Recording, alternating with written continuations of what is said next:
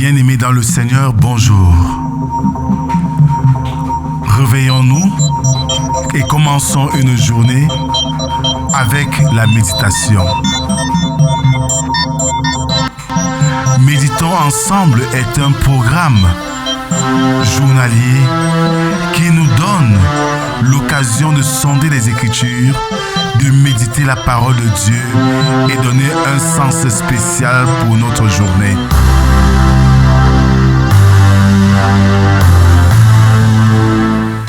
Méditons ensemble est disponible sur les plateformes numériques.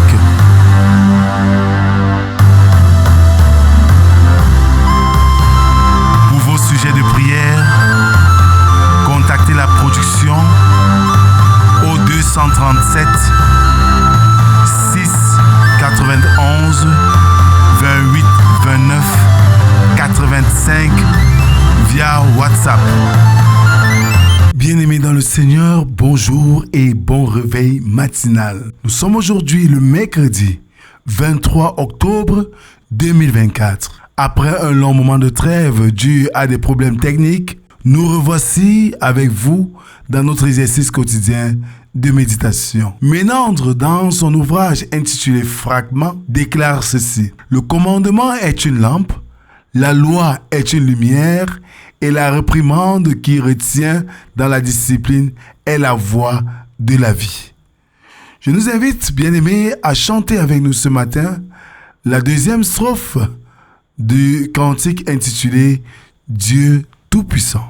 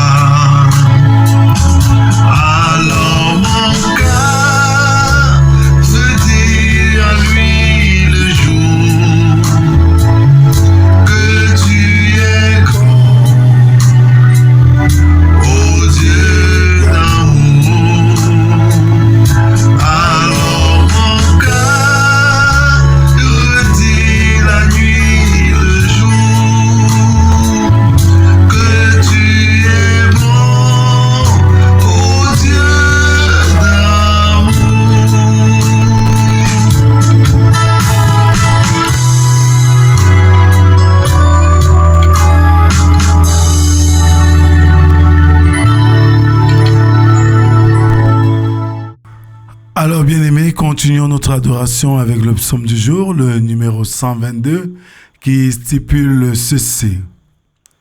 Je suis dans la joie quand on me dit, allons à la maison de l'Éternel. Nos pieds s'arrêtent dans tes portes, Jérusalem. Jérusalem, tu es bâtie comme une ville dont les parties sont liées ensemble. C'est là que montent les tribus de l'Éternel, selon la loi d'Israël, pour louer le nom de l'Éternel. Car là sont les trônes pour la justice, les trônes de la maison de David. Demandez la paix de Jérusalem, que ceux qui t'aiment jouissent du repos, que la paix soit dans tes murs et la tranquillité dans tes palais. À cause de mes frères et de mes amis, je désire la paix dans ton sein. À cause de la maison de l'Éternel, notre Dieu, je fais des vœux pour ton bonheur. Amen. Merci Seigneur notre Dieu de nous réunir ce matin devant toi autour de ta parole.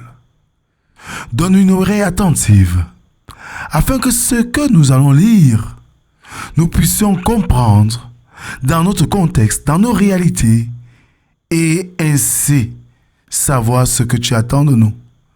Viens Seigneur, parle, nous t'écoutons. Amen. Ce matin, nous méditons dans le livre de l'épître de Paul, le deuxième épître de Paul aux Corinthiens, chapitre 2, versets 1 à 11. Là, il est écrit: Je résolus donc en moi-même de ne pas retourner chez vous dans la tristesse. Car si je vous attriste, qui peut me réjouir sinon celui qui est attristé par moi?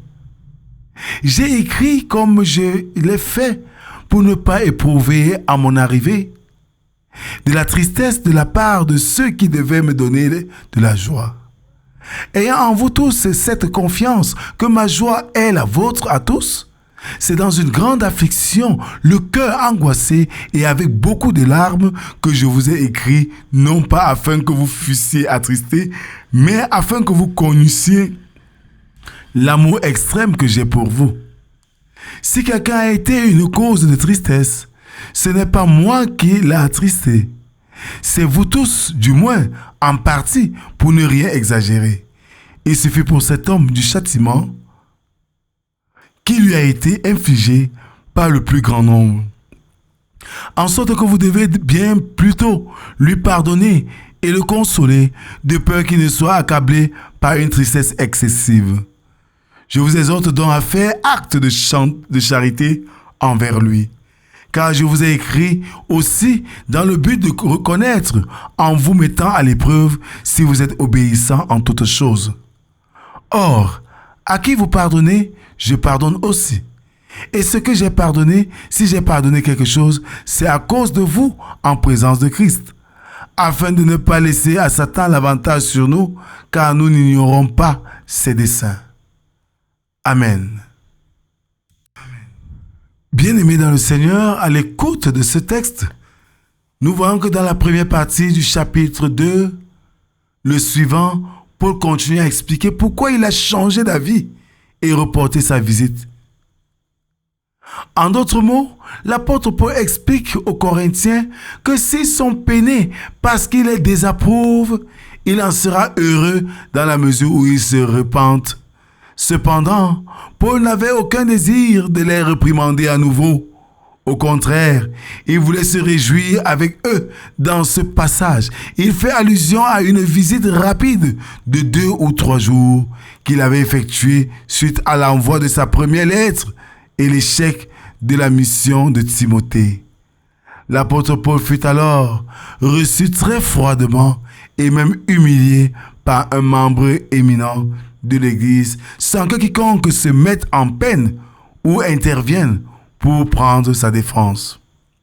Cet événement avait été suivi d'une réprimande bien méritée de la part de Paul, mais qui avait profondément attristé les Corinthiens. Bien qu'apôtre, Paul n'était pas masochiste et n'avait donc aucune envie de renouveler une expérience plutôt pénible. Il cherchait à accomplir sa tâche tout en évitant les étincelles autant qu'il le pouvait. Voilà donc ce qui avait motivé son changement de plan.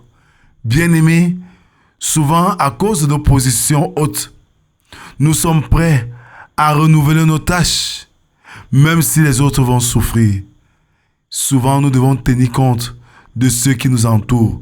Nous devons poser des actes en nous rassurant que nous ne sommes pas la cause des souffrances de ceux qui sont auprès de nous. Oui, parce que notre mission, c'est de donner du bonheur et non la souffrance et non la tristesse.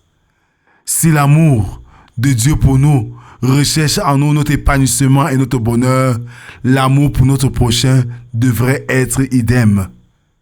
Dans un monde en perte de repères, nous devons rebâtir la société en donnant à nos semblables la joie et la paix de vivre. Vivre dans la paix, c'est donner à boire à celui qui a soif. Vivre dans la paix et la joie, c'est donner à manger à celui qui a faim.